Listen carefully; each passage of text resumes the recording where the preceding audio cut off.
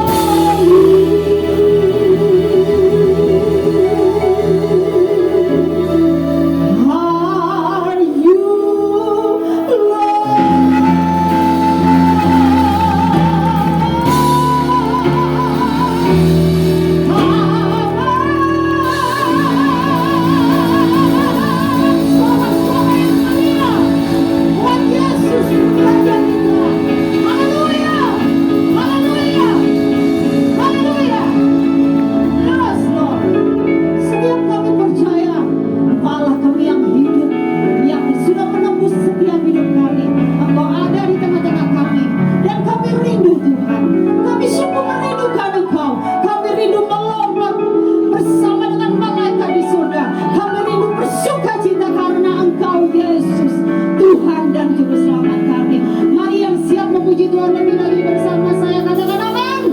Dan beri suara-suara yang meriah buat Allah kita. Haleluya. Yang bangga Allahnya Yesus angkat tangan. Haleluya. Oh, saya melihat wajah-wajah yang penuh sukacita, berkilau-kilau, glowing. Bukan karena mukanya putih ya, tapi karena ada cahaya kemuliaan Tuhan di situ. Haleluya. Oh,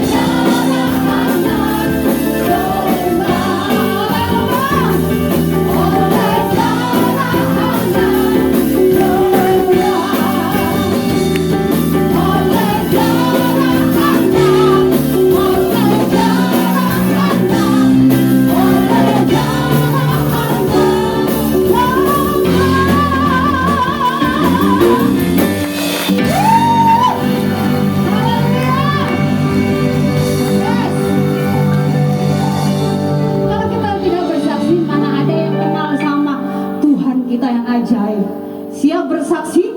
Siap. Supaya apa? Supaya iblis itu saya dikalahkan, dihancurkan. Amin.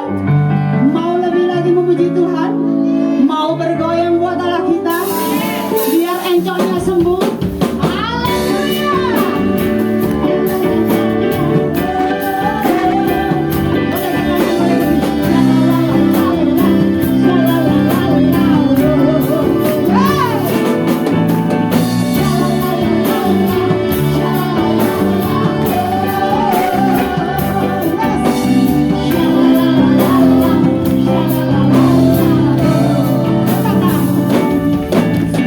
Hidupku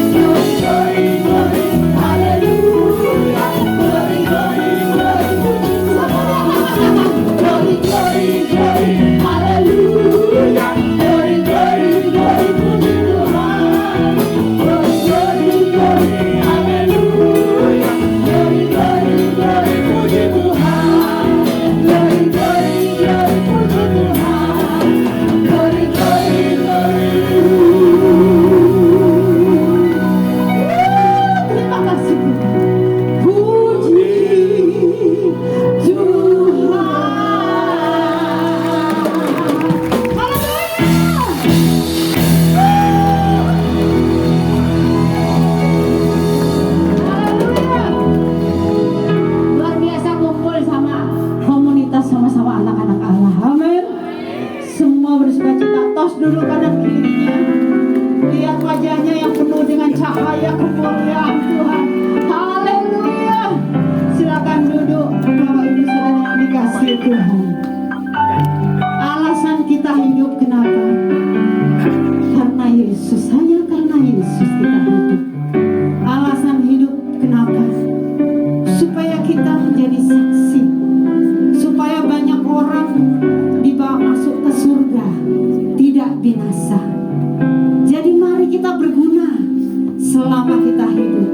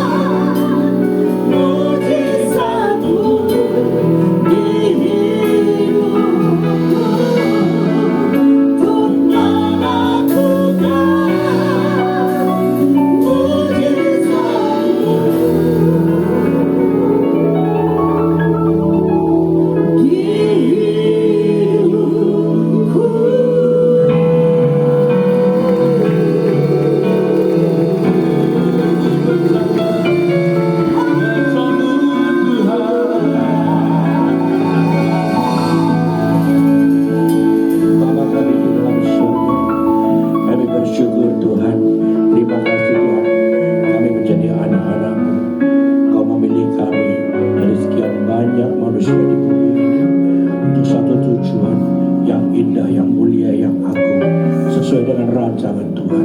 Terima kasih Tuhan, sampai hari ini kami boleh tetap percaya kepada Tuhan. Sampai hari ini kami tetap bersandar kepada Tuhan kami yang hidup. Terima kasih Tuhan, tidak ada tempat lain di mana kami menaruh pengharapan kami. Hanya Engkau satu-satunya Tuhan, gunung batu keselamatan kami, perisai kehidupan kami, tanduk keselamatan kami. Terima kasih Tuhan. Terima kasih buat pengorbanan Tuhan di atas kayu salib yang Tuhan sudah lakukan demi kami. Karena kasih Tuhan yang begitu besar atas kami semua. Terima kasih Tuhan, bila umat-Mu terus boleh tetap setia, tekun untuk mencari, merindukan akan Engkau Tuhan, haus dan lapar akan Tuhan. Terima kasih Tuhan, ajar kami terus dengan kebenaran firman-Mu. Biarlah Engkau menuntun kami dengan roh-Mu Tuhan. Biarlah hidup kami Tuhan boleh berjalan seturut kehendak Tuhan. Apa yang Engkau mau Tuhan, apa yang Engkau inginkan kami lakukan. Terima kasih Tuhan, kami mengucap syukur Engkau memberkati gereja-Mu Tuhan. Kami semua setiap pribadi kami serahkan dalam tangan Tuhan. Berbicara di dalam kehidupan kami setiap pribadi melalui hamba-Mu yang akan menyampaikan kebenaran. Tuhan memberkati, Tuhan mengurapi dengan kuasa-Mu Tuhan. Terima kasih Bapa, terima kasih Tuhan Yesus, terima kasih Roh Kudus. Dalam nama Tuhan Yesus kami berdoa. Haleluya. Amin. Shalom, silakan duduk Bapak Ibu sekalian. Tuhan Yesus memberkati kita semua. Haleluya. Puji Tuhan. Selamat pagi, shalom. Shalom. Sekali lagi shalom. Shalom. Siapa yang percaya ada berkat istimewa pada pagi hari ini?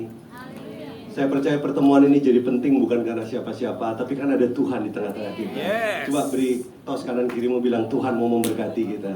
Haleluya. Iya. Nah, saudara, saya diberi tema, saudaraku.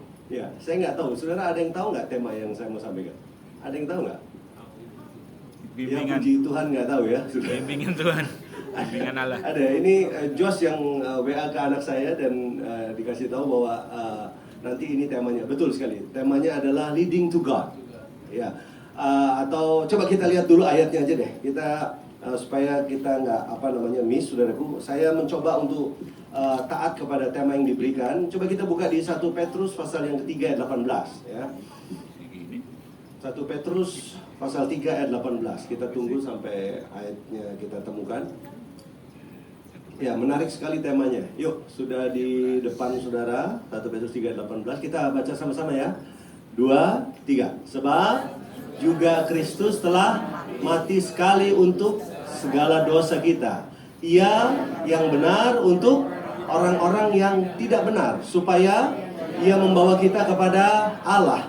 Ia yang telah dibunuh dalam keadaannya sebagai manusia, tetapi yang telah dibangkitkan menurut apa? Roh. Oke. Nah, saudaraku, ayat ini yang diberikan, lalu kemudian temanya adalah leading to God, atau membawa, tentu membawa jiwa-jiwa ya kepada Tuhan ya.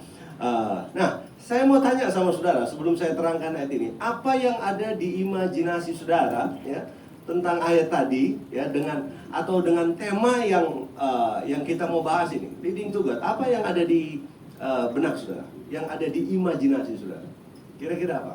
Ya, regu A. Coba mulai dari regu A. Kira-kira apa imajinasi? Mobil. Ya, ya puji Tuhan, tidak ada imajinasi, saudaraku ya. Ya, regu B. Apa imajinasinya, saudara? Tanpa Yesus tidak ketemu Allah. Tanpa Yesus tidak ketemu Allah. Oke, ada yang lain? Ya, cuma satu lah. Regu C terakhir. Apa nih imajinasinya? Karena begini. Kenapa saya tanya imajinasi? Karena begini. Gagal mengimajinasikan, gagal mengaplikasikan, saudara. Ya, apa coba? Imajinasi saudara apa tentang tema ini? Udah lewat di sini ya. Hidup menjadi apa? Yesus menjadi teladan. Nah, mungkin saya akan pakai ini. Luar biasa. Yang jawab mana tadi orangnya? Mana? Oh, di belakang. Oh, Bapak masuk surga. Ya, ya luar biasa. Kasih tepuk tangan dulu buat Bapak di belakang ya. Ya, saya setuju Pak. Saya mau pinjam ini. Jadi begini. Saya tidak ragu, saudaraku, salah satu ekspresi dari orang yang sudah ditolong Tuhan, sudah diselamatkan oleh Tuhan, itu pasti punya hati yang mau melayani. Yang setuju katakan amin dulu. Amin. Betul nggak? Ingat dari 10 orang yang sakit kusta, ya berapa banyak yang ditolong, saudaraku? 10. Ya 10. Tapi yang datang untuk mengucap syukur Satu. kepada Tuhan berapa orang? Satu orang, saudaraku. Di mana yang 9? Ya, Kabur. bilang sebelahmu, mungkin di sini, bilang gitu, saudara. Ya. Udah pindah. Ya. Nah, begini saudara, seharusnya orang yang sudah ditolong itu secara natural umumnya itu punya apa namanya? Punya hati untuk membalas, ya kan, kebaikan seseorang. Betul nggak, saudara? Ya. Dan sebetulnya wajar buat kita, saudaraku, untuk mau melayani Tuhan. Tapi persoalannya, saudaraku, ya, menurut saya mau tanya, ada nggak di antara saudara yang sudah ditolong Tuhan, sudah diselamatkan Tuhan, tapi nggak mau melayani? Ada nggak? Coba saya mau tanya.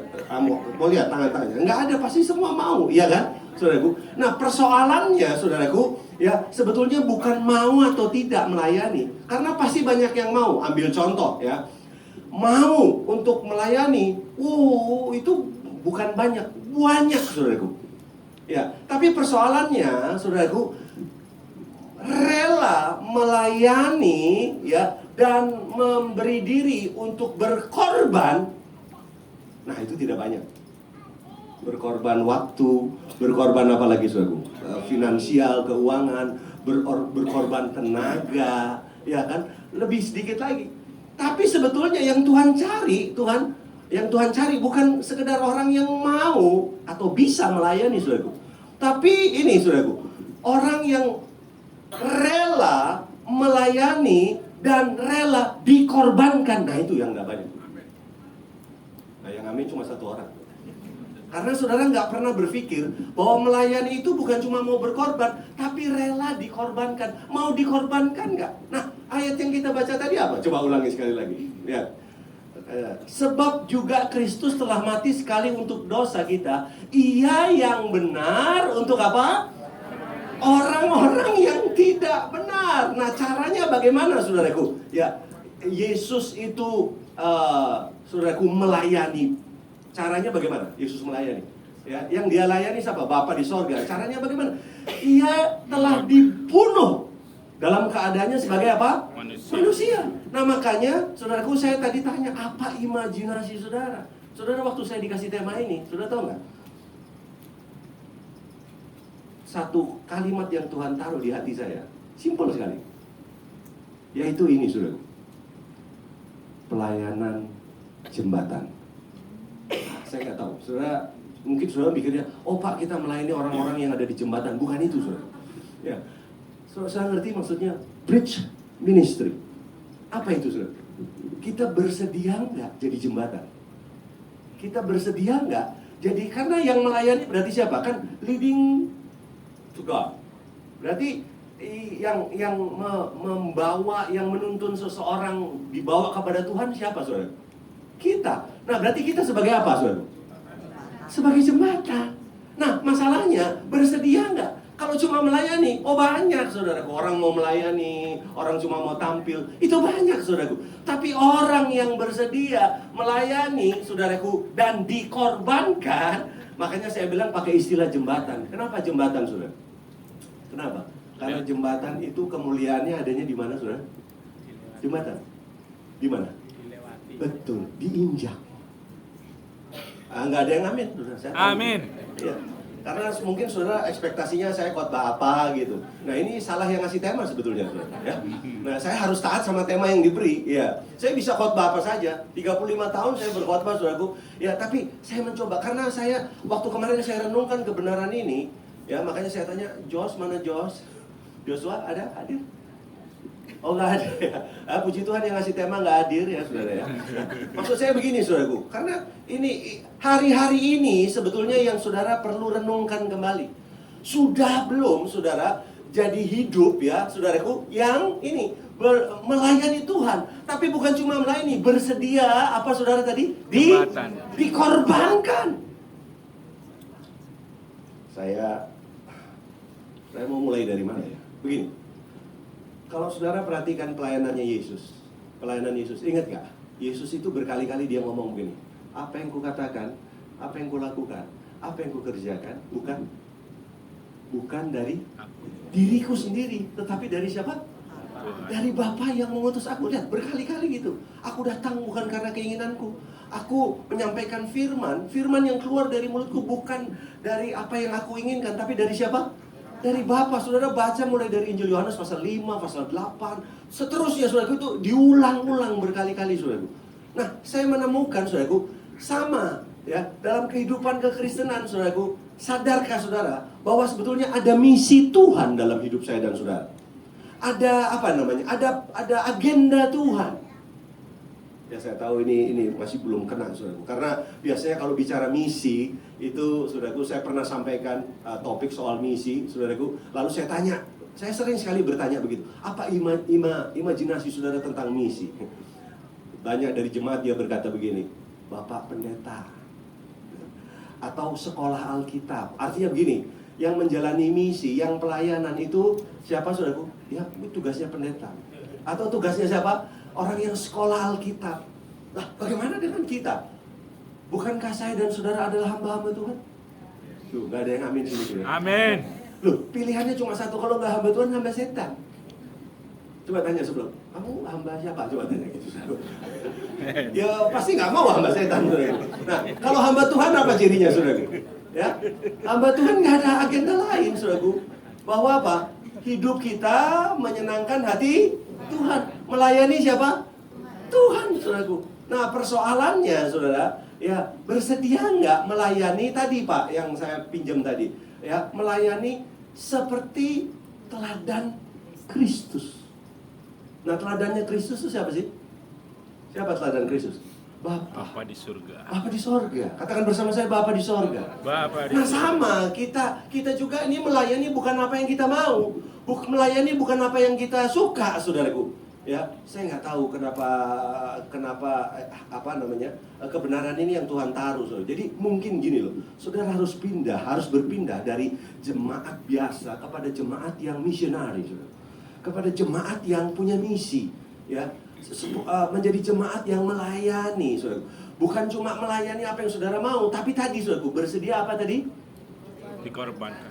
Dikorbankan. Kalau cuma berkorban banyak, saudara, tapi yang dikorbankan nggak banyak, saudaraku. Loh, Yesus tuh salahnya apa? Kan dia bilang, dia itu orang benar. Saya mulai dari situ dulu ya. Ini saya belum khotbah loh, belum. Mau kasih tahu aja. Yesus tuh orang benar, tapi apa? Melayani orang yang tidak benar. Caranya bagaimana? Dikorbankan. Nah, udah itu, apa aja dulu. Nah, kalau sudah baru nanti saya khotbah. Ya. Karena kalau ini nggak masuk, saudaraku, prinsip ini, saudara, maka selalu kita berpikir begini. Kalau saya melayani, apa yang Tuhan bisa kasih sama saya? Kita selalu pelayanannya transaksional. Ya, apa yang Tuhan bisa kasih? Ya, kalau saya melayani gini, jauh dari pemikiran bahwa, saudaraku, pelayanan itu justru kita bersedia dikorbankan.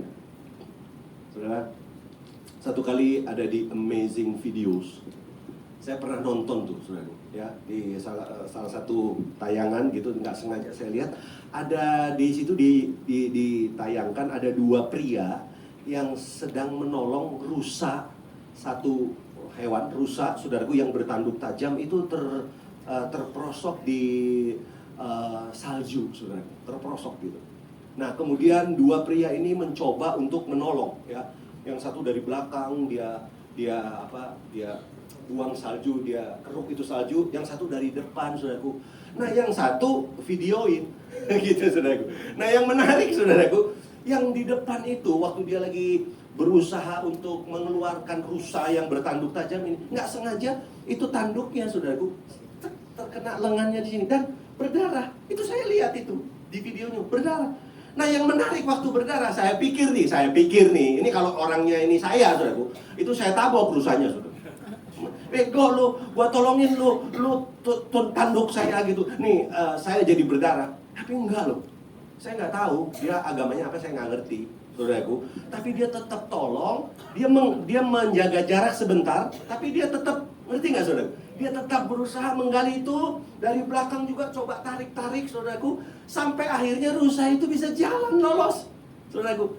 Saya mau tanya sama saudara, rusanya ngomong terima kasih? Enggak juga, enggak ditulis di situ. Lalu berkatalah rusa itu kepada dua orang itu, terima kasih. Enggak, saudara. Dari tayangan itu, tahu nggak, Tuhan bicara begini, saudaraku. Ini dia nolong tuh, kita nggak tahu agamanya apa, kita nggak tahu saudara, tapi yang simpel gini, berapa banyak kita melayani, saudara? Ya, apa yang ada di pikiran kita? Berapa banyak saudaraku kita turun dari mimbar, ya, dan kita berpikir gini, siapa orang yang mau ngobrol sama saya dan memuji saya? Siapa orang yang mau datang sama saya dan berkata, kamu pelayanannya bagus loh. Nggak salah sih kayak begitu. Tapi lihat saudaraku, ini berdarah. Saudaraku, saya cuma mau bilang begini sama saudara. Ini AC-nya mati ya? Betul ya? Betul. Nggak, kalau betul puji Tuhan. Saudaraku. Ya, berarti ini sekalian menguji saudara punya. Menguji saudara.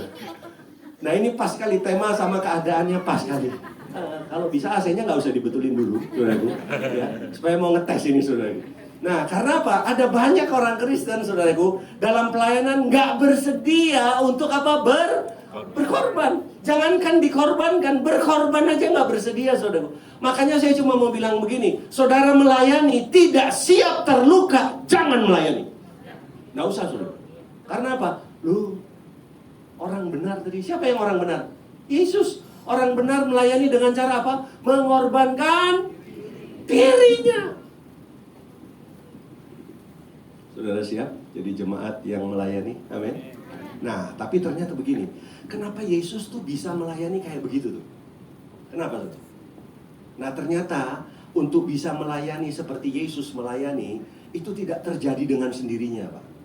Nggak terjadi dengan sendirinya. Nah, saya mau kasih ada beberapa kata yang saudara bisa renungkan. Jadi begini, saudara. Rupanya untuk menjalani misi, siapa yang setuju? Yesus dalam hidupnya menjalani misi Bapa. Saudara setuju? Ya kan? Tapi rupanya gini, untuk menjalani misi itu harus dimulai dengan instruksi. Saya ulang, menjalani misi harus dimulai dari mana? Menerima apa? Instruksi. Nah, Yesus itu menerima instruksi nggak? Oh iya dong, makanya dia bilang apa? Apa yang kukatakan, apa yang kulakukan, apa yang kukerjakan, bukan dari apa? Bukan dari diriku, bukan keinginanku, tapi dari apa? Instruksi siapa? Bapa. Nah, saya ini terlalu banyak nih yang saya mau sampaikan kepada saudara. Tapi saya mau berhenti dulu di sini. Dengar, gereja Tuhan juga mesti sadar ini. Siapa yang setuju? Gereja ada, Rick Warren pernah ngomong begini, life is not about you, but about God.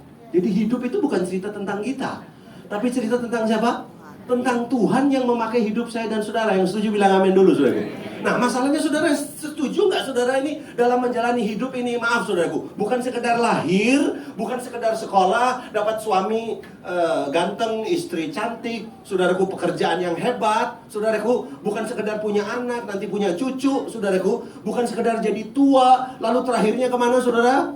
1 kali 2, kan itu kan? Bukan sekedar itu, tapi ada misi Tuhan nggak dalam hidup saudara? Nah, masalahnya saudara sadar nggak itu? Contoh, gereja Tuhan mesti menyadari, ya, jemaat itu hadir di sini, kumpul di sini, itu ada misi loh. Nah, coba saya ingetin, coba cek, coba kita buka dulu sebentar. Nah, saudara, coba saya mau tanya, kalau membaca ayat ini, perasaanmu gimana? Coba, kalau saudara lihat di dalam Injil Lukas. Coba kalau saudara lihat di Injil Lukas pasal yang ke-10 ayat yang ketiga. Coba saya pengen tahu perasaan saudara. Saya kepengen tahu imajinasi saudara. Coba Injil Lukas pasal 10 ayat 3. Saya berhenti dulu di, menurut saudara ini instruksi bukan? Coba ayat 3. Oke, sama-sama yuk, 2, 3. Pergilah, sesungguhnya aku mengutus kamu seperti apa? Anak domba ke tengah-tengah. Tuh, lihat. Gereja, halo, ini gereja Tuhan. We are the body of Christ, amin. Saudaraku, gereja Tuhan itu harus, kita itu bagaimana menjalani misi kalau tidak menerima instruksi. Nah, ini instruksi bukan? Nah, apa instruksinya? Ntar dulu.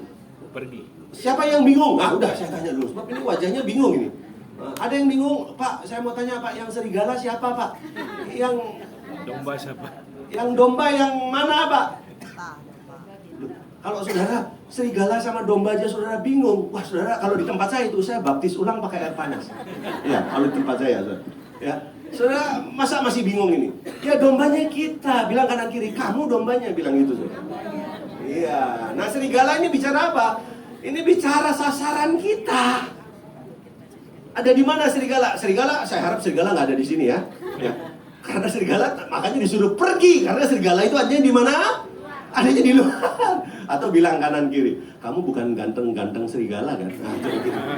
Ya, karena ada judulnya film kayak gitu terus saya yang serigala Pak. Bukan, serigala ada di luar. Amin. Ya. Nah, menurut saudara ini misi bukan? Tapi ada instruksi nggak di sini? Nangkep ya?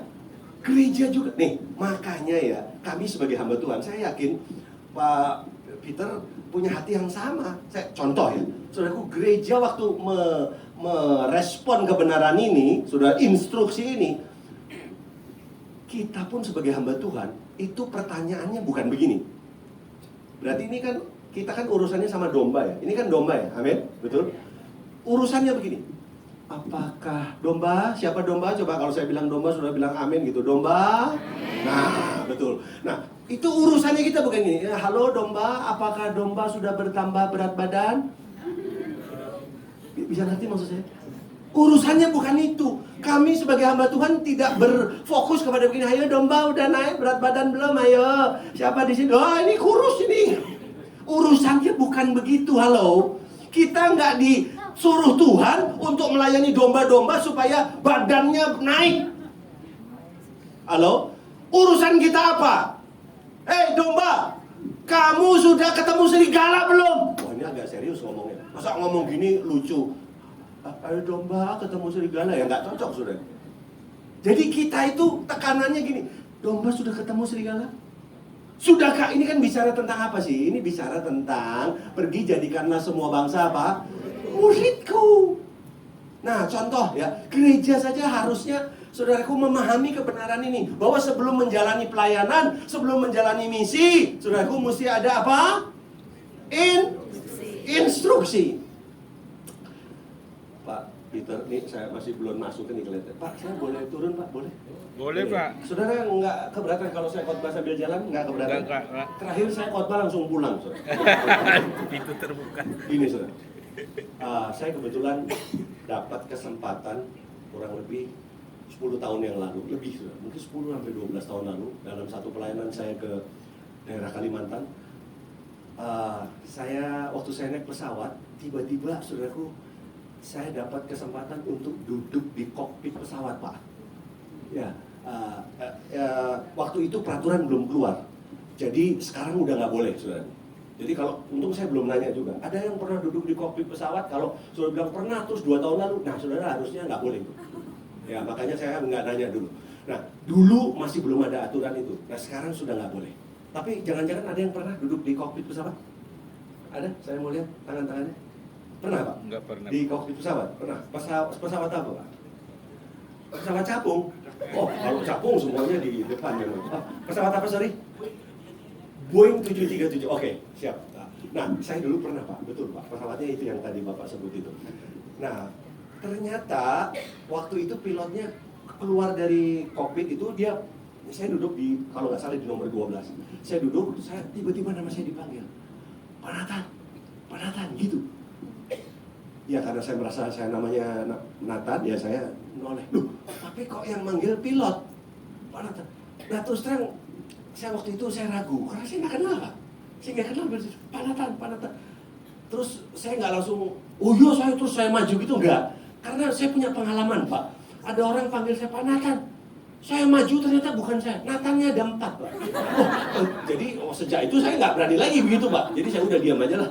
Nggak taunya matanya tetap lihat ke saya, dia bilang, Pak Nathan sini, Pak Nathan sini. Akhirnya saya. Nah, saya akhirnya maju.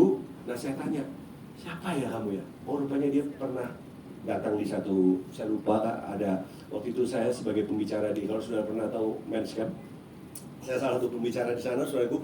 Nah, terus dia bilang, masa lupa sama saya? Lupa, udah pokoknya gitu. Ya, saya lupa, Pak, boleh saya minta untuk temani saya di depan. Saya nggak sangka itu, maksudnya apa Pak? Saya khawatir kalau dia minta tolong saya sopir kan, nggak bisa kan? Nah ternyata nggak Pak, masuk aja ke ruangan. Saya bilang saya bawa anak rohani saya ini. Oh boleh, jadi maksimal 2 orang. Jadi kita berdua masuk, saudaraku. Saya cepetin aja ceritanya ya. Saudaraku, singkat cerita, Bapak pilot ini ngomong gini, Pak, nanti setelah pesawat ini take off position, nanti kita ngobrol-ngobrol di atas. Ah, Yesus, saya langsung kaget. Ini ngobrol, nanti kamu nyetirnya bagaimana? Ini pikiran saya, ngerti nggak? Saudara perhatikan baik-baik, ini ilustrasi aja yang saya mau sampaikan supaya saudara nangkep apa yang saya sedang sampaikan. Begitu sampai di atas benar saudara, ya di ketinggian tertentu, ya saya ikutin dari awal tuh take off position. Saya tahu tuh pesawat naik, ya sampai di atas saudaraku, mau tahu nggak? Itu tempat duduknya dia putar ke belakang, dia mundurin, dia ngobrol. Saya yang kaget saudara. Saya bilang ini serius nggak apa-apa Pak, ini nggak apa-apa. Nah ternyata saya cepat aja. Ternyata pilot atau pesawat itu terbanyak setelah di atas itu dikendalikan oleh yang namanya autopilot. Bisa nangkep? Nah saudara tahu dari situ saya belajar sesuatu oleh bapak pilot ini. Saudara tahu Pak, dalam sebuah penerbangan itu yang paling penting waktu persiapan Pak. Nah, kenapa kami pesawat itu bisa terbang, Pak? Kenapa? Karena kami menerima ini. Nah, ini saya anggap aja. Karena mereka menerima yang namanya instruksi, ya lembaran. Ya, ngerti ya? Nah, jadi lembaran itu yang akan membuat si pilot dan co-pilot bekerja sama berapa lintang derajat. Ini contoh, ya kan? Ketinggian berapa? Itu semua derajatnya berapa, ngerti nggak? Itu derajat itu menentukan destinasi. Bisa ngerti?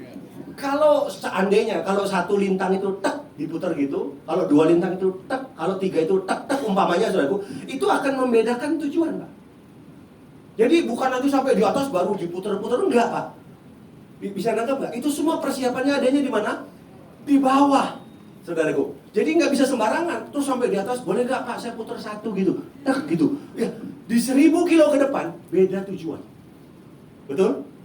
Apalagi saudara main-main, diputarnya sembarangan, raketak. Itu pesawatnya muter-muter, saudara. Ya, nggak bakal sampai ke tujuan. Nah, singkat cerita saudaraku, setelah saya tahu ini, tiba-tiba seperti Tuhan kasih sesuatu di kepala saya. Simpel kok. Bukankah perjalanan hidup gereja itu mirip kayak begini nggak? Yesus hidupnya tadi ingat gak? Ya, dia itu melakukan sesuatu. Kita dalam perjalanan kita sama kayak perjalanan sebuah penerbangan. Kita nggak boleh punya agenda sendiri, saudaraku. Pilotnya nggak boleh gini.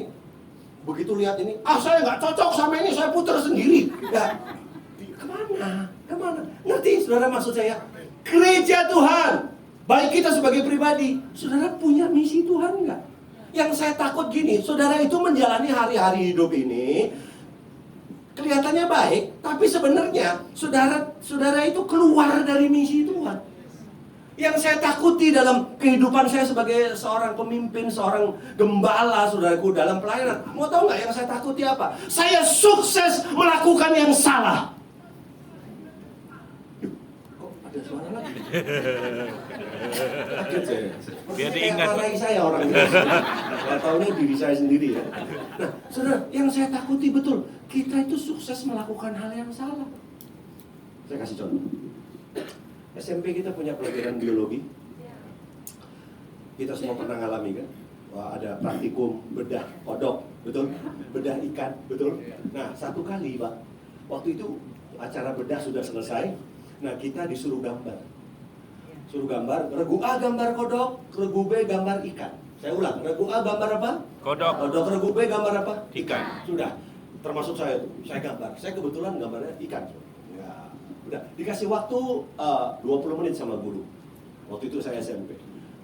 Saudara, singkat cerita, baru 10 menit berjalan, teman saya Pak, sudah selesai gambarnya. Pak, selesai.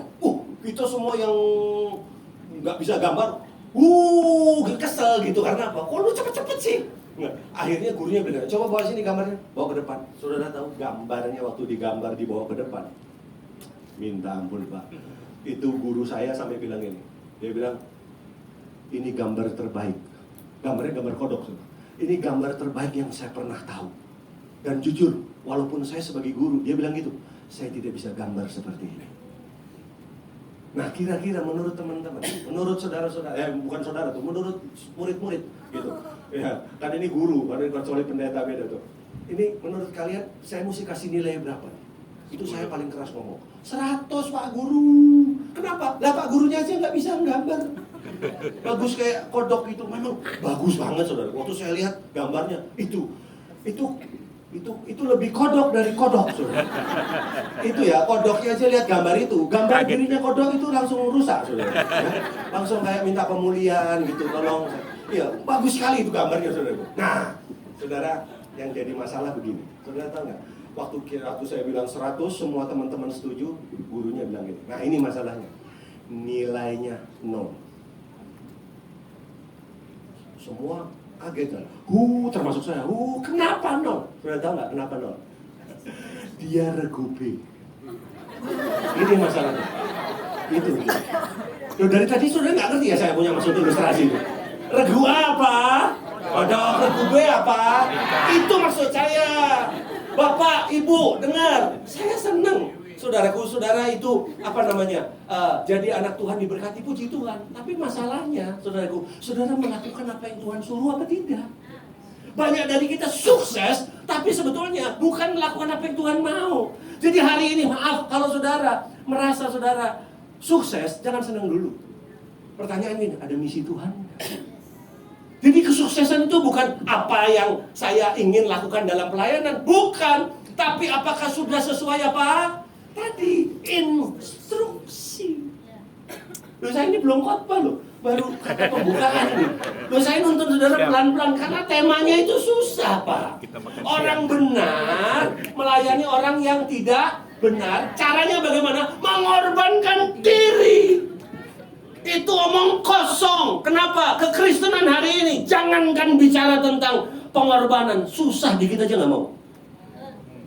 Nggak mau saudara. Makanya tadi saya bilang, saudara mau melayani, nggak siap disakiti, nggak usah pelayanan. Nggak usah saudaraku. Loh, ini sorry nih, saya baru pertama kali dipanggil, nggak enak ngomong terlalu keras. Tapi nggak ada pilihan, ini salahnya yang ngasih tema. Saudaraku. Good. Ya, udah nanti Yosua itu suruh benerin itu. Kenapa dia kasih tema ini? Enggak, saya sendiri diberkati Pak, bener. Saya sendiri diberkati. Kalau betul dalam waktu tidak lama Tuhan Yesus akan datang kembali, saudaraku, maka pertanyaannya simpel. Saudara sudah ada di tracknya Tuhan belum? Amin. Kenapa Yesus bisa melakukan? Kenapa dia bisa bawa dirinya seperti itu? Saya kasih tahu ya, Yesus itu 100% Allah, 100% manusia. Sepenuhnya manusia. Sulit memahami kan kalau 100% Allah, sulit kan? Wong saudara bukan Allah soalnya. Kita ini musuhnya Allah. Jadi sulit memahami. Kita ini 100% apa? Manusia. Gampang nggak memahami tentang kemanusiaan? Gampang. Kira-kira Yesus punya nggak apa yang Anda inginkan sebagai manusia? Nah, masalahnya bagaimana Yesus bisa menang itu loh. Bagaimana dia bisa menang? Maka saya menemukan ada 2 keinginan terbesar dalam hidup. Nah, perhatikan. Nah, sekarang saya masuk baru khotbah. Yang pertama, saudaraku, keinginan manusia dalam hidup ini, yang pertama adalah hidup sukses. Betul nggak? Loh. Success life itu membuat orang jadi important. Betul nggak? Kehidupan sukses itu membuat orang jadi penting, iya kan?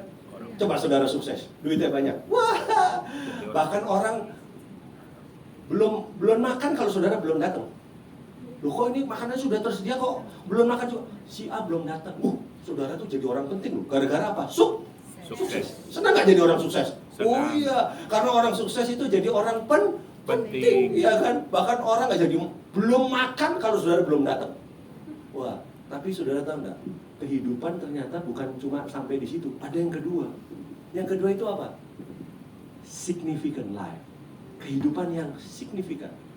Nah, kalau kehidupan yang sukses membuat orang jadi important, jadi orang penting.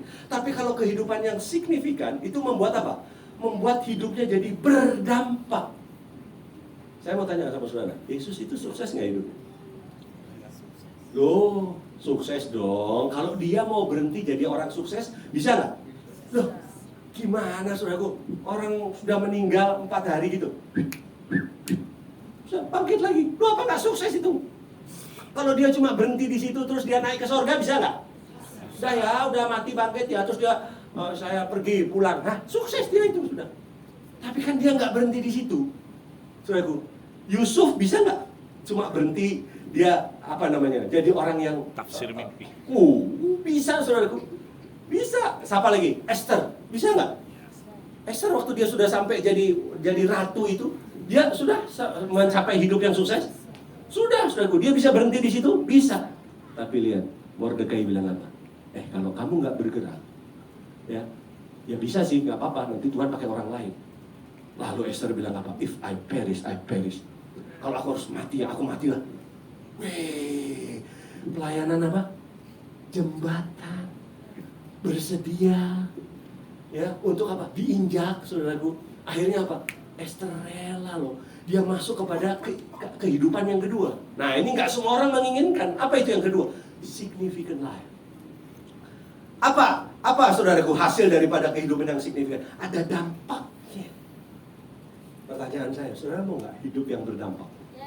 Atau cuma datang ke sini cuma kejar sukses saja? Ya nggak apa-apa. Kalau cuma sukses ya, saudara maaf ya. Nih, orang dunia juga sukses. Orang di luar Tuhan juga sukses. Betul? Loh, ada nggak orang di luar sana ya yang lebih kaya dari saudara? Banyak. Itu benar itu. Saya kira ngomong gitu sih. Taunya banyaknya benar loh. Banyak. Ya, betul saudaraku. Yang lebih hebat dari saudara? Banyak. Saya kasih satu ayat yang menolong saudara untuk saudara bisa menghargai tentang yang namanya kehidupan yang signifikan. Yuk kita lihat yuk. Ya, sebentar lagi selesai. Coba kita lihat sama-sama. Saya ajak saudara lihat di kitab Wahyu pasal yang keempat. Coba lihat kitab Wahyu pasal yang keempat. Boleh ayatnya yang kedua. Tapi ada yang bisa bantu saya nggak? Kitab Wahyu pasal 4 kita mulai ayat 2 sampai ayat 4. Nah, tapi saya dibantu boleh. Judulnya apa, Pak? Di Alkitab saudara. Judulnya.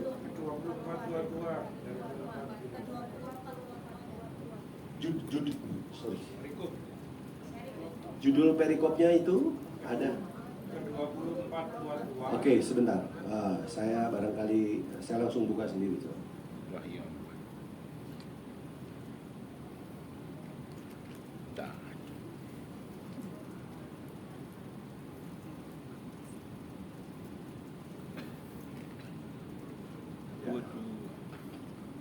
Tadi saya bilang Wahyu pasal 4 ya, Pak?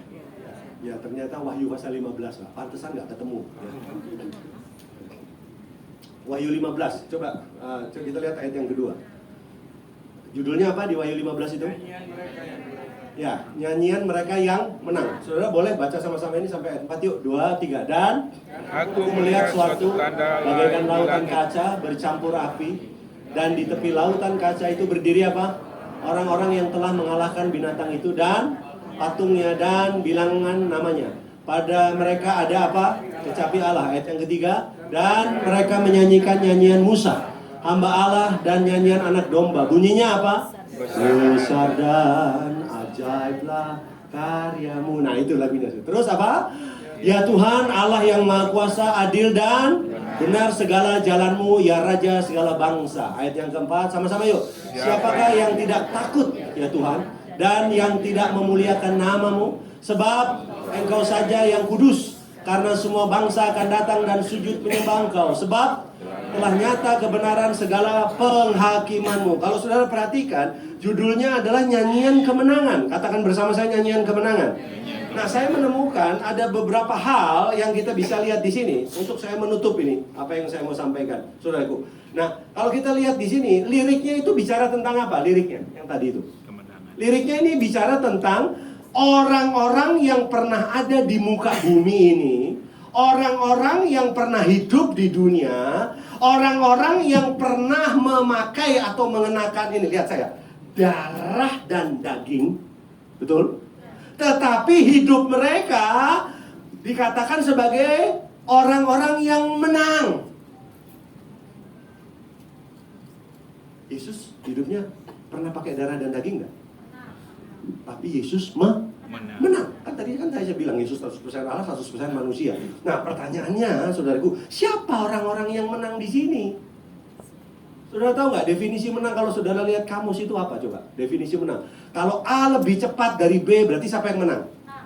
Kalau A lebih kuat daripada B, berarti siapa yang menang? A. Kalau A lebih banyak mengumpulkan, ya kan, dari B, berarti siapa yang menang? A. Tapi tahu nggak? Ada satu definisi. Sebetulnya yang disebut orang menang itu apa? Bukan cuma lebih banyak, bukan cuma lebih cepat, bukan cuma lebih kuat, saudaraku. Tapi ini, dengar baik. Orang yang menang adalah orang yang dinyatakan benar. Coba katakan bersama saya apa? Orang yang apa? Dinyatakan benar. Di pengadilan, saudaraku, ada 2 orang bertikai, saudaraku. Lalu pengadilan, Pak Hakimnya ketok palu dan dia berkata begini, A, kamu dinyatakan benar. Itu dia yang menang. Kalau bisa nangkep maksud saya, saudaraku. Nah, saudara ngerti gak? Kalau cuma lebih banyak, A lebih banyak dari B, dengar, saudaraku, lebih banyak, itu orang di luar tuh banyak. Yang lebih banyak dari saudara. Yang lebih kaya dari saudara banyak gak? Yang lebih sukses dari saudara banyak gak? Tapi pertanyaan saya, apakah orang-orang itu ada di nyanyian ini? Nggak ada. Nggak ada. Siapa yang ada di nyanyian ini, saudara? Anak domba. Nah, yang ada di nyanyian ini tadi, orang yang pernah hidup menggunakan darah dan daging, tapi disebut orang menang karena apa, saudaraku? Karena mereka tidak hidup bagi dirinya sendiri. Kalau sudah lihat di ayat yang keempat, coba lihat ayat yang keempat, boleh ditayangkan. Siapakah yang tidak takut ya Tuhan dan yang tidak memuliakan? Jadi orang yang menang itu siapa, saudaraku? Hah? Orang yang hidupnya takut akan Tuhan. Orang yang hidupnya apa, saudaraku? Memuliakan nama Tuhan. Sudah bisa bilang amin itu, saudaraku? Nah, saya mau tutup nih, ya kan? Nah, bagaimana, saudaraku, kita bisa disebut sebagai orang yang memuliakan nama Tuhan? Disebut sebagai kita salah satu, saudaraku, dari lirik ini. Yang nanti lagu ini dinyanyikan saudara dan saya ada di sana. Saudara mau itu? Ya, menjadi orang-orang yang apa? Yang menjadi sasaran dari lagu ini. Kita ada di sana. Nah, caranya bagaimana, saudaraku? Ya, caranya simple, saudaraku. Tadi, Pak, saya pinjam tadi. Kita ngikutin teladan Kristus nggak? Ikutin teladan Kristus nggak? Nah, seperti apa teladan Kristus, saudaraku? Saya tutup ini. Sudah gampang, saudaraku. Simple. Yang pertama, saudaraku. Ya, teladan Kristus yang kita mau ikuti adalah, saudaraku, apakah saudara memiliki pikiran Kristus? Ada nggak pikiran Kristus? Karena kalau saudara mau, saudaraku, menjadi serupa seperti Kristus. Kalau kita mau, saudaraku, mengikuti teladan Kristus, maka yang pertama kita harus miliki apa, saudaraku? Pikiran Kristus. Ya, ada nggak pikiran Kristus dalam hidup saya dan saudara? Adakah saudara memiliki pikiran Kristus? Yang kedua, saudaraku, saudara memiliki tujuan dari Bapa nggak? Ada tujuan dari Kristus nggak dalam hidup saya dan saudara? Saudara, Yesus itu punya agenda. Kalau dia sebagai manusia, dia punya agenda nggak? Punya, saudara. Ya. Dia ingin nggak senang kayak saudara? Dia ingin nggak hidup sukses? Iya, saudara. Tapi dia tidak pilih itu. Dia pilih apa? Signifikan. Apa signifikan yang dia pilih, saudara? Diinjak. Nah, kita hanya bisa ikutin teladan Kristus kalau yang pertama, kita bersedia, saudaraku, memiliki hati Bapa seperti Yesus memiliki hati Bapa. Yang kedua, memiliki pikiran Kristus dalam pikiran kita, saudaraku. Saya nggak usah baca ayatnya, saudara bisa lihat itu di Filipi pasal 2. Saya mau tutup dengan satu kesaksian saja. Saudara, saya dulu kita komunikasi, sekarang kan sudah begitu maju pakai WA ya, saudara, WhatsApp. Dulu kan pakai BB. Saudara masih ingat tuh waktu BB itu BlackBerry, betul ya, BlackBerry. Saya punya satu grup dengan beberapa hamba-hamba Tuhan, saudara. Saya singkat cerita aja. Di situ ada satu hamba Tuhan yang istrinya itu S1, suaminya itu S2, di bidangnya. Cuma yang menarik begini, mereka sudah menikah, saudaraku, kurang lebih 15 tahun, mereka belum dikaruniakan anak, belum ada anak. Singkat cerita, saudaraku, mereka putuskan waktu mereka menikah, mereka sudah bergelar, mereka tinggalkan gelar mereka karena mereka merasa terpanggil untuk melayani jadi hamba Tuhan. Mereka tinggalkan dan mereka pergi ke satu desa, saudaraku, yang ada di Jawa Tengah. Saya cerita hitam di atas putih ya, saudara. Singkat cerita, saudaraku, mereka tinggalkan pekerjaannya yang dengan gaji pendapatan yang begitu besar, dengan tadi, saudaraku, gelar yang begitu baik. dia melayani pekerjaan Tuhan. Singkat cerita, yang saya mau cerita saudaraku, 15 tahun dia dalam pelayanan. Bahkan 15 tahun dia sudah menikah saudaraku. Dia nggak punya anak. Tapi tiba-tiba di grup itu dia ngomong, si suaminya itu, ping, kan dulu kan kalau mau manggil orang pakai ping tuh, ya kan? Ping kita jawab pong, jadi ping-pong gitu, enggak saudaraku ya. Nah, singkat cerita saudaraku, ping, yo kita jawab ping, apa kabar? Oh, baik. Nah, dia cerita, tolong mohon bantuan doa. Ternyata dia bilang, istri saya hamil. Oh, kaget Pak, karena 15 tahun. Hamil, seneng nggak kita? Wah seneng, wah puji Tuhan, semua itu jawab, puji Tuhan, puji Tuhan. Dulu ingat nggak, kasih jempolnya yang gede-gede itu loh. Yang BlackBerry itu loh kan, gitu kan, kasih jempol gede-gede. Sampai pernah saya nge-scroll gitu, jempol semua. Hampir emosi saya sudah ya. Nah singkat cerita saudaraku, seneng, saya juga seneng. Saya bilang, wah puji Tuhan, coba 15 tahun, bayangin. Hamil. Nah, terus dia bilang begini, mereka masuk kepada kehamilan bulan yang kelima, mohon bantuan doa, dia mau ke dokter, pengen tahu di USG tuh anaknya laki-laki atau perempuan. Wah ya Pak, semua berpendapat kok laki-laki, perempuan, semua ada yang begitu. Ya untungnya Tuhan Yesus nggak dikendalikan oleh pendapat ini, ya kan? Ya, memang anaknya perempuan, ya, anaknya perempuan. Ya, singkat cerita, seneng saudaraku. Masuk bulan ke-9, mereka bilang, tolong bantu doa, istrinya akan, mau lahiran. Kalau saudara pernah kedengaran kesaksian yang sama, berarti ini orangnya sama. Nah, dia mau lahiran. Ya sudah, kita senang waktu itu masuk beritanya tuh jam 7 pagi, Pak. Istrinya sudah dibawa ke rumah sakit, mau lahiran. Tapi yang menarik apa? Nggak ada berita, Pak. Jam 7 masuk rumah sakit, tolong doakan. Wah, kita semua siap, bantu doa, siap, semua siap gitu. Jam 9, jam 10, nggak ada berita. Nanti jam 7 malam baru ada berita, Pak. Mau tahu nggak beritanya? Muncul di situ satu foto, bayi. Perempuan lahir, mungil, lucu. Cuma, saudara, mau tahu nggak? Bibirnya biru. Kenapa bibirnya biru? Meninggal.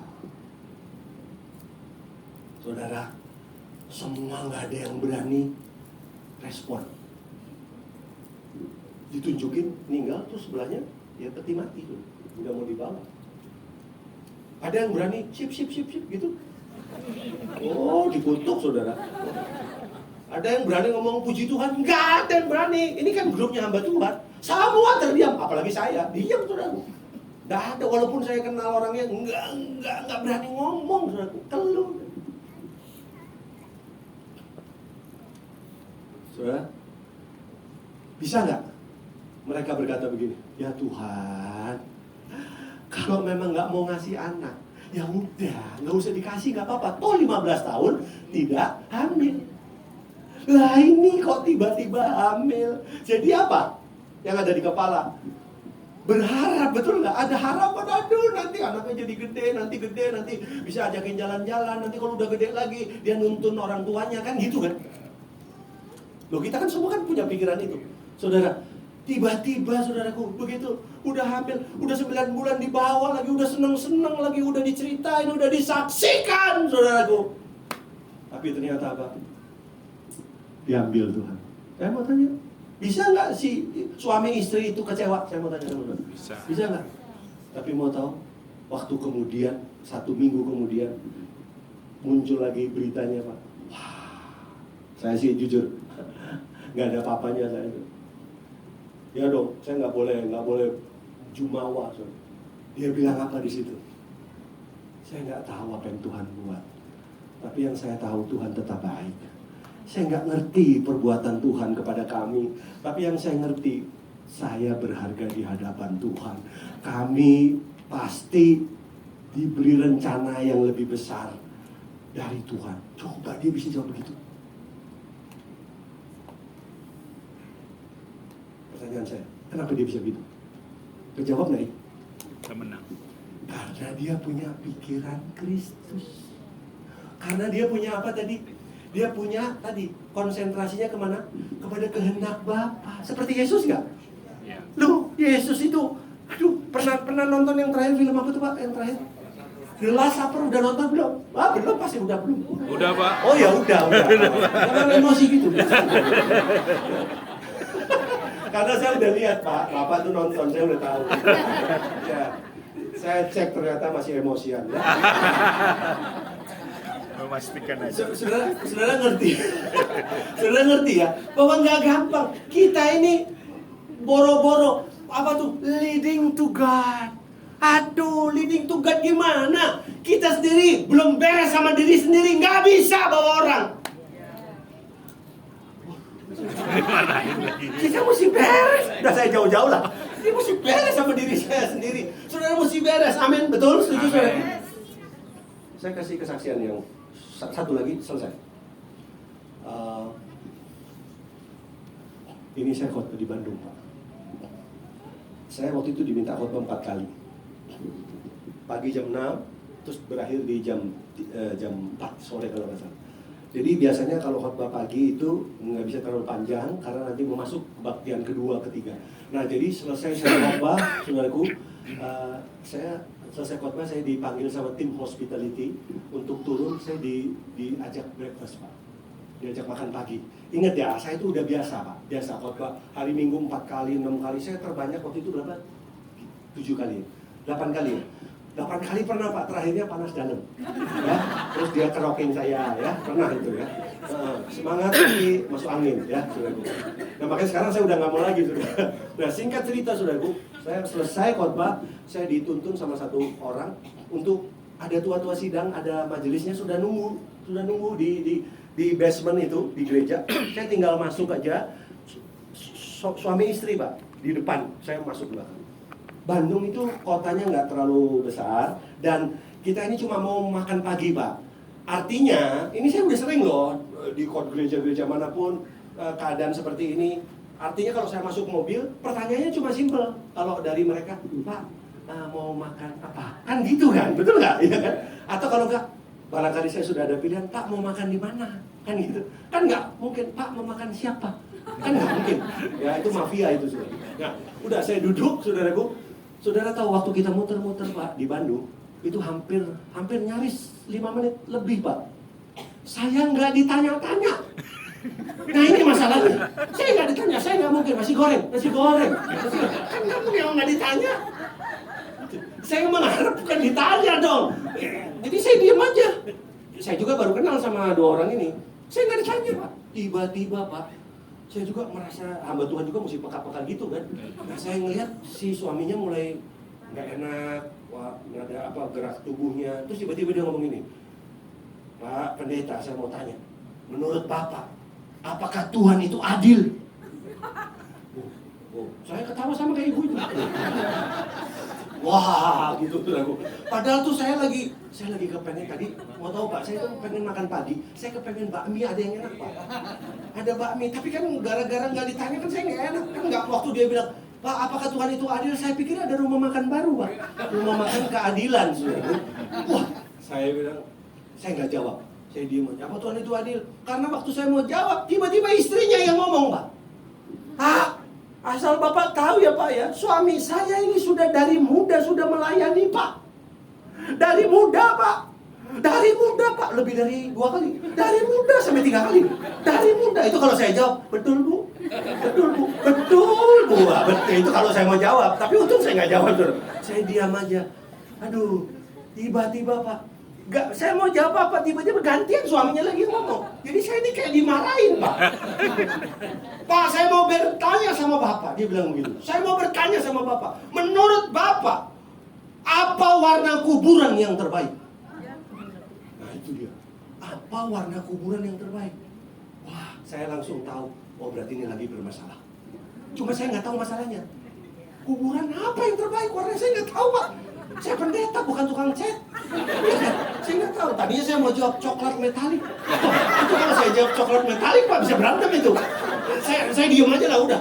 Singkat cerita Pak, baru dia cerita. Ya ampun, nggak bayangkan majelis tuh ya. Mungkin ini sudah dilatih mau jadi pengkhotbah, jadi muter-muter dulu Pak. Dia tuh akhirnya dia cerita. Rupanya gini, dia punya anak sematawayang, kuliah di Aussie, di apa? Di Australia. Saudaraku, nah karena ada vakansi sebentar, liburan pendek, saudaraku, padahal dia udah mau inaugurasi Pak, dia pulang ke Bandung Pak, pulang ke Bandung, Sebentar aja, terus kurang lebih 1 minggu itu dia balik lagi, pulang ke Bandung. Pak, kaget orang tuanya. Ini udah mau lulusan kuliah loh Pak. Hanya karena nyebrang jalan Pak. Nyebrang jalan. Masa nggak mungkin dia lulusan Australia loh Pak. Lulusan Depok saja Pak. Itu mau nyebrang jalan, itu lihat kanan, kiri, muka, belakang. Betul nggak Pak? Apalagi Australia, jalan-jalan atas bawah Pak. Atas bawah ada malaikat lewat, nggak mungkin gitu sih. Ya kan, barangkali dia ketabrak malaikat. Dia mau jalan pasti. Tapi Pak, ini yang terjadi. Saksi mata melihat, saudaraku. Memang betul, dia lihat kanan kiri nggak ada Pak. Tapi begitu dia nyebrang, itu nggak tahu mobil dari mana. Orang zaman dulu bilang, sukutika. Nah, seketika maksudnya itu. Seketika. Ini zaman dulu kan. Sukutika. Langsung meninggal, taksek Pak. Meninggal di tempat. Itu orang tuanya nggak bisa terima. Nah, saya baru tahu Pak Gembala. Ternyata dari awal, jadi rasa lapar saya udah hilang. Bakmi, Indomie, nasi goreng, semuanya udah nggak mau. Giliran dia tawarin makan, nggak usah, Tuhan adil. Udah, kita pulang aja. Udah, saya emosi udah Pak. Ya. Nah, Pak tahu nggak? Ternyata anaknya itu baru hari Selasa itu dikubur Pak. Jadi hari Minggu itu kuburannya aja masih basah. Makanya dia tanya itu warna catnya itu warnanya apa Pak?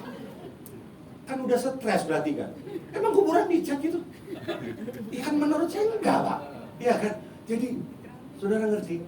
Dia mau ngomong gini, kenapa Tuhan lakukan itu kepada saya? Pak, saya belum bicara pelayanan itu seperti apa Pak. Ini baru bicara pengalaman pribadi. Mau tahu saudara? Ini saya tutup pakai ini aja.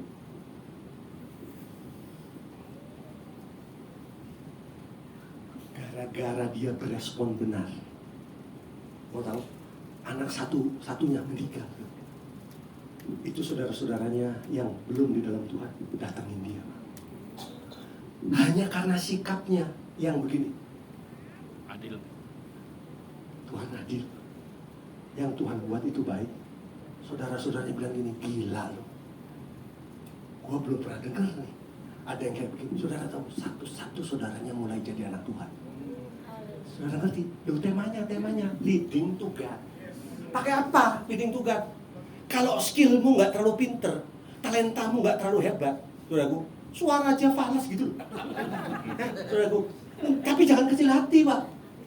Karuniamu nggak luar biasa, nggak apa-apa. Halo, hey.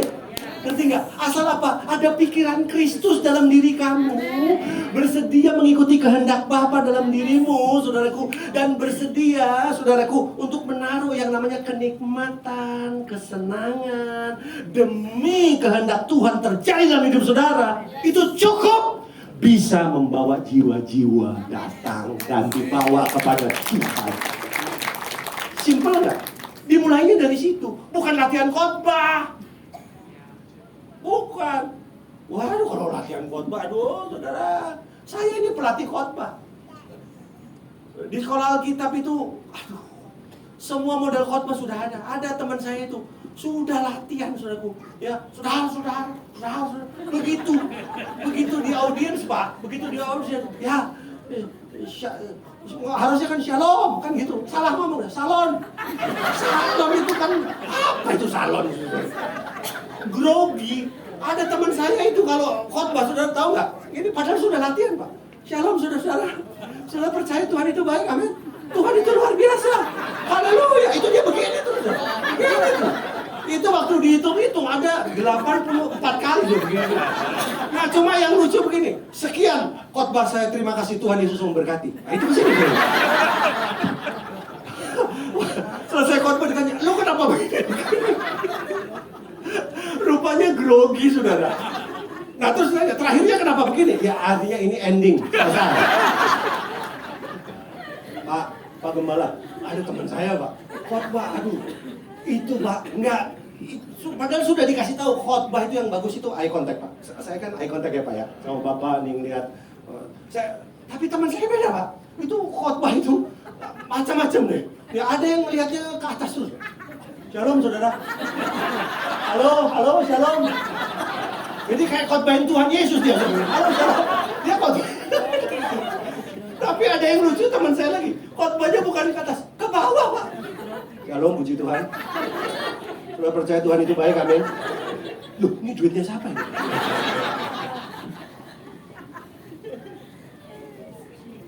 Kalau saudara nggak bisa khotbah nggak apa-apa. Loh, saya ini cukup menolong saudara nggak?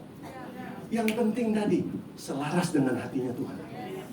Saudara memiliki hati Bapa. Kan tadi Pak yang saya pakai, teladanilah Kristus. Orang benar rela berkorban buat untuk orang yang tidak benar.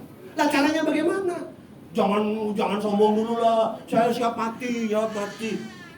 Siap mati apa? Dikorbankan aja nggak mau. Disalahin aja nggak mau, saudaraku. Terakhir ya.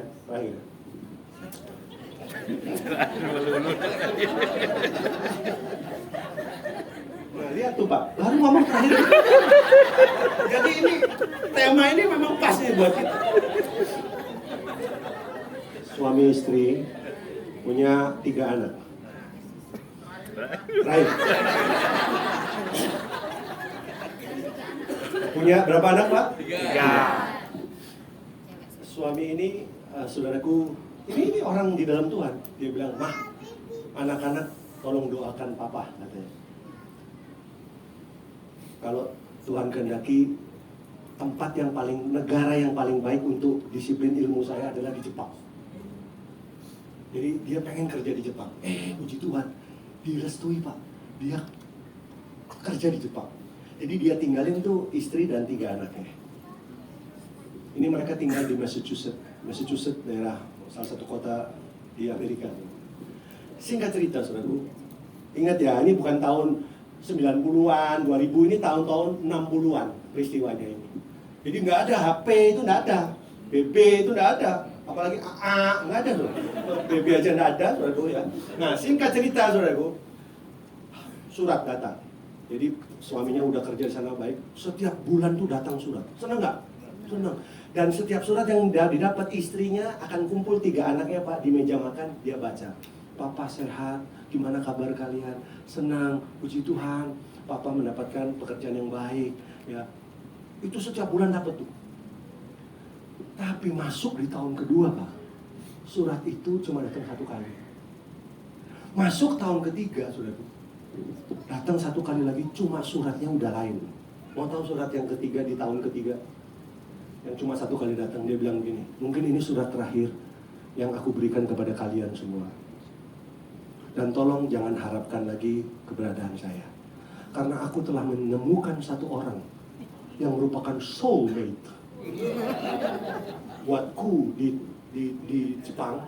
Karena rupanya ada seorang pekerja wanita dari Filipina yang kerja di Jepang. Nah di satu divisi gitu, ya dia ketemu, dia cocok, dia rasa serak gitu. Ya tolong nggak usah hubungi saya lagi, ya, karena saya akan mengambil keputusan dalam beberapa waktu ke depan. Rupanya dia mau menikah. Itu waktu istrinya terima itu, kan biasanya dibacain, tapi istrinya nggak baca, nangis.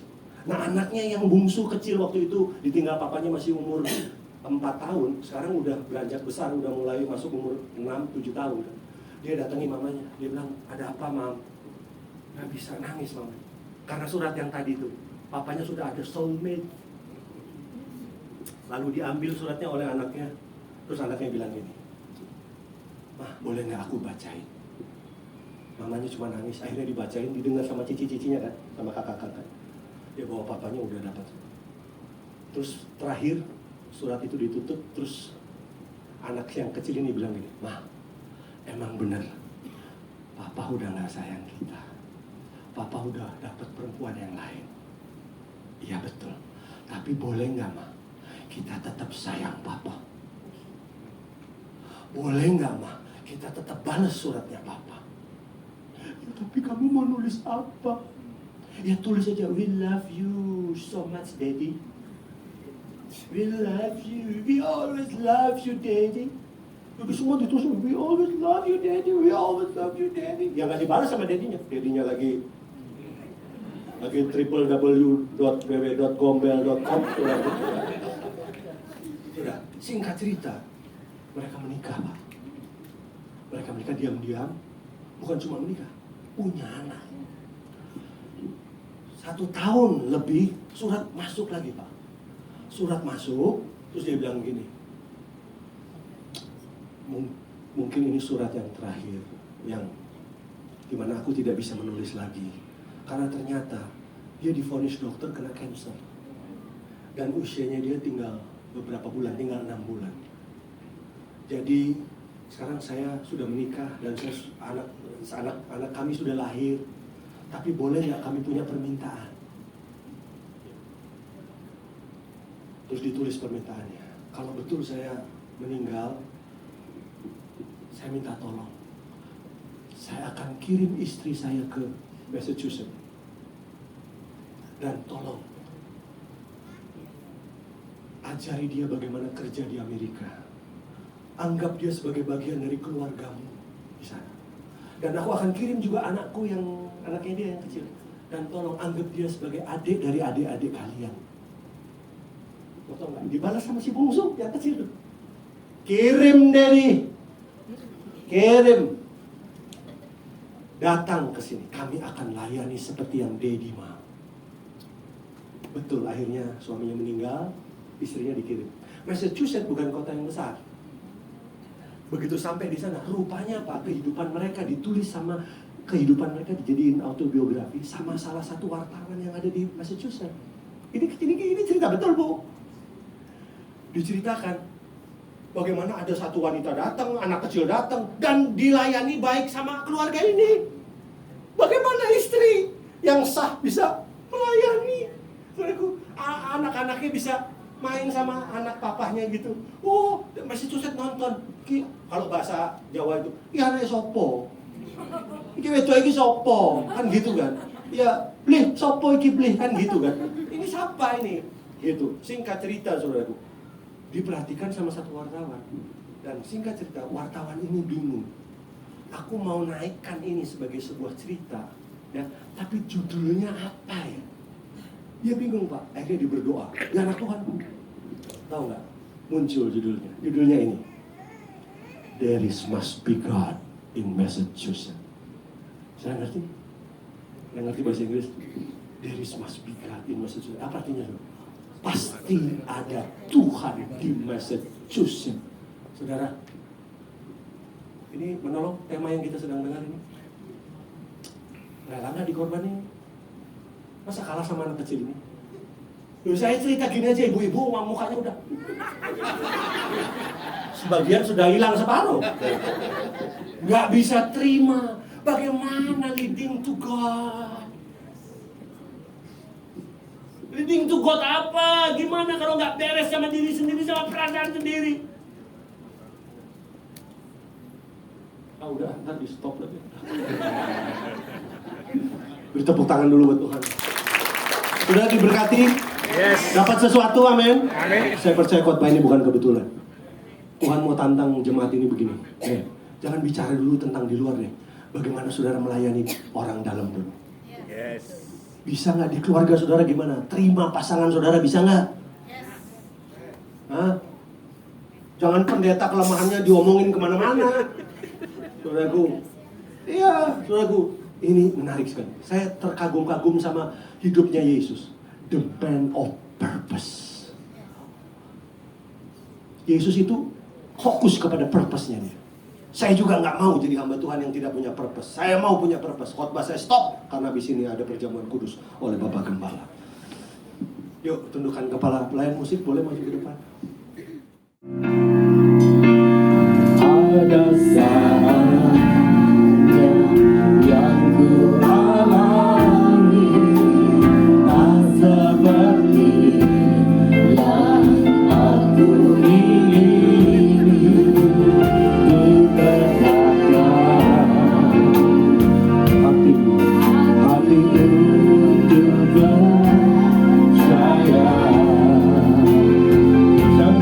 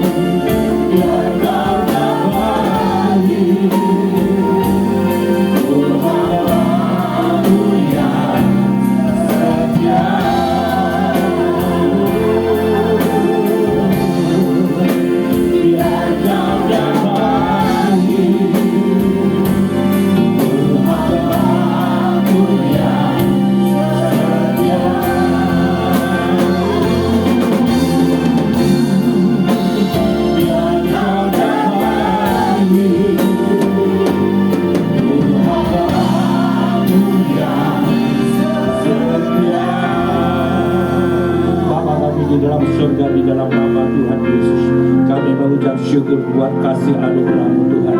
Tuhan sudah menolong, memberkati kami. Tuhan sudah peduli akan kehidupan kami. Tuhan, kami percaya Engkau memelihara kami dan memberikan perlindungan kepada kami secara sempurna. Terima kasih Tuhan buat anugerah-Mu. Tuhan memberkati Engkau dan melindungi Engkau.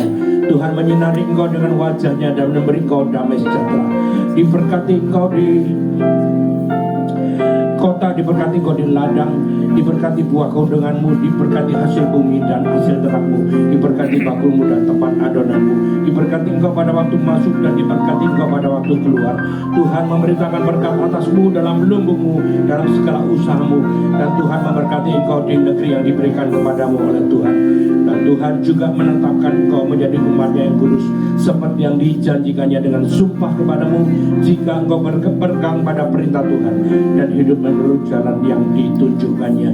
Maka semua berkat-berkat ini akan datang mengalir kepadamu dan menjadi bagianmu, jika Engkau mendengarkan suara Tuhan dan melakukan kehendak Bapa dengan setia. Mari setiap jemaat Tuhan kita mengangkat tangan bersama-sama, kita pulang dengan membawa berkat, yaitu damai sejahtera dan sukacita dari Bapa surgawi, kasih setia, kebaikan, kemurahan dan anugerah dari Tuhan Yesus di dalam persekutuan dengan kuasa Roh Kudus yang menuntun langkah hidup kita mulai sekarang sampai selama-lamanya. Di dalam nama Tuhan Yesus Kristus, setiap yang percaya boleh berkata haleluya.